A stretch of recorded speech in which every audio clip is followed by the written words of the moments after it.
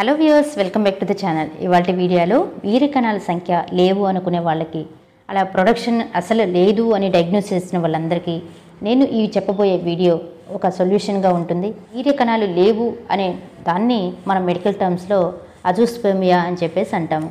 దీనికి ఒక ప్రొసీజర్ ద్వారా ఐడెంటిఫై చేసి ఎవరికి అజూస్పెర్మియా అని చెప్పంగానే చాలామంది టెన్షన్స్కి గురవుతూ డిప్రెషన్కి పోయే అవకాశాలు కూడా ఉంటాయి. వాళ్ళందరికీ కూడా ఒక సొల్యూషన్గా ఉంటుంది అని చెప్పేసి ఇప్పుడు ఉండే అడ్వాన్స్ టెక్నాలజీలో దానికి ఏ ప్రాబ్లం కూడా సొల్యూషన్ ఉంది అని చెప్పేదానికోసం ఈ వీడియో ప్రజెంటేషన్. మరి వీడియోలోకి వెళ్ళే ముందు నాది ఒక చిన్న రిక్వెస్ట్. ఎవరైతే మన ఛానల్ని ఫస్ట్ టైం చూస్తున్నారో సబ్స్క్రైబ్ చేసుకోండి. అలాగే పక్కనే ఉండే బెల్ ఐకాన్ని యాక్టివేట్ చేసుకున్నట్లయితే నేను చేసే ప్రతి ఒక్క వీడియో మీకు నోటిఫికేషన్ రావడం జరుగుతుంది. వీడియో ఎక్కడ కూడా మిస్ కాకుండా చూడొచ్చు. జనరల్గా వీర్యకణాలు లేవు, అసలు ప్రొడక్షన్ లేదు అనే త్రూ సెమెన్ అనాలిసిస్ ద్వారా ఐడెంటిఫై చేసినప్పుడు ఒక 10 స్పర్మ్స్లో 5 to 6 స్పర్మ్స్ కానీ మొటిలిటీ అయినట్లయితే, అంటే వాటి యొక్క హెడ్ కానీ నెక్ కానీ టైల్ కానీ దాని యొక్క మోర్ఫాలజీ అండ్ క్వాలిటీ బాగుంది అంటే వీళ్ళు కన్సిడర్ యాజ్ కొన్ని సొల్యూషన్స్ అనేవి ఉన్నాయన్నమాట. సో కొంతమందిలో అసలు జీరో, అంటే వాళ్ళకి ఏది ప్రొడక్షన్ లేదు అంటే జీరో చూపిస్తున్నట్లయితే వీళ్ళు కన్సిడర్ యాజ్ అజూస్పెర్మియా. అయినప్పటికీ ఇది ఒక చిన్న టెస్ట్, టీసా అని చెప్పేసి అంటారన్నమాట, టెస్టిక్యులర్ సెమెన్ ఆస్పిరేషన్ అని చెప్పి. సో ఈ టెస్టిక్యులర్ సెమెన్ ఆస్పిరేషన్స్ ప్రొసీజర్స్ ద్వారా ఈ ఎలా ప్రొడక్షన్ మళ్ళీ తిరిగి మీరు పేరెంట్స్ అయ్యే అవకాశాలను పొందొచ్చు అనే విషయం గురించి డెప్త్గా తెలుసుకుందాం. జనరల్గా ఈ ప్రొసీజర్ అనేది కొన్ని టెస్టులను బేస్ చేసుకొని ఉంటుంది. సో అసలు ఈ అజూస్పెర్మియా ఎందుకు వస్తుంది, అసలు ఎలాంటి కారణాలు ఉంటే అనేది ఈ అజూస్పెర్మియాకి డయాగ్నోస్ చేస్తారు అనే విషయం చూసినట్లయితే, కొంతమందిలో ఇన్ఫెక్షన్స్ కావచ్చు, అంటే చిన్న వయసులో మమ్స్ రావటం, లైక్ టెస్టికల్స్ ఏదైనా ఇన్ఫెక్షన్ అవ్వటం, లైక్ ఏదైనా రెడ్నెస్ అవ్వటం, స్వెల్లింగ్ అవ్వటం, దానివల్ల ప్రొడక్షన్ ఆగిపోవటం అని కొంతమందిలో ఉంటుంది. కొంతమందిలో బై బర్త్, అంటే పుట్టుకతోనే వాళ్ళ యొక్క టెస్టిస్ అనేవి లోపల అబ్డామినల్లో డెవలప్ అవుతాయన్నమాట. సో ఈ అబ్డామినల్లో ఉండే హీట్ ప్రొడక్షన్స్కి ఏమవుతుందంటే, ఆ యొక్క స్పర్మ్ అనేది ఇన్ కేస్ రిలీజ్ అవ్వకుండా అయినప్పటికీ అవి ఆ హీట్కి డిక్లైన్ అయిపోతూ ఉంటాయన్నమాట.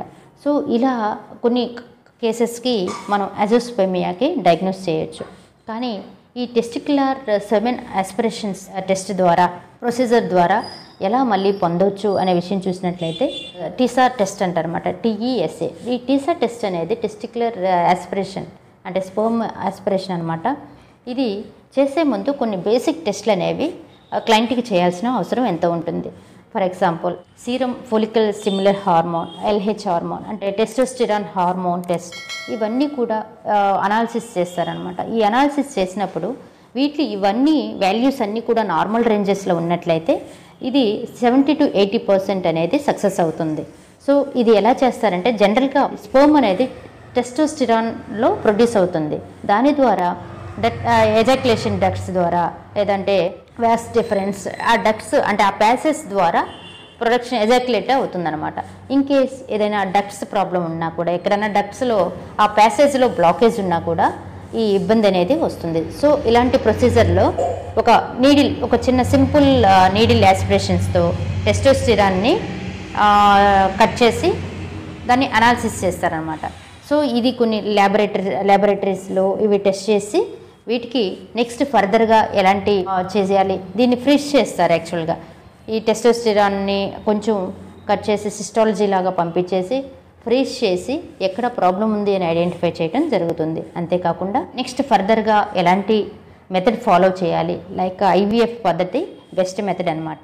సో ఎక్కడైతే ఈ బ్లాకేజ్, ఎజాక్యులేషన్ డక్ట్స్ క్లోజ్ అయిపోయి బ్లాకేజ్ ఉంటుందో వాళ్ళకి ఆ బ్లాక్స్ అంతా క్లియర్ చేసేసి, ఎలాగైనా కూడా ఆధునిక టెక్నాలజీలో మళ్ళీ తిరిగి మీకు ప్యాసేజ్లన్నీ క్లియరప్ చేయడానికి ఎన్నో టెక్నాలజీస్ ఉన్నాయి. దీంతోపాటు బెటర్గా ఉండే ఆప్షన్స్ని ఎంపిక చేస్తారనమాట.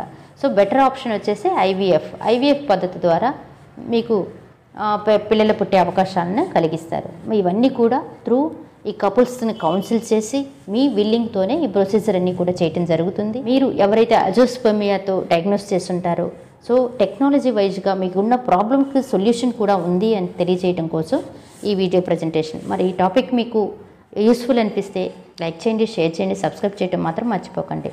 మరిన్ని వీడియోస్ కోసం ఏదైనా డౌట్స్ ఉన్నా, క్వరీస్ ఉన్నా కూడా కాల్ మీ 4 ద్వారా కాల్ చేయండి. మీ డౌట్స్ని క్లారిఫై చేసుకోండి. Thank you for watching this.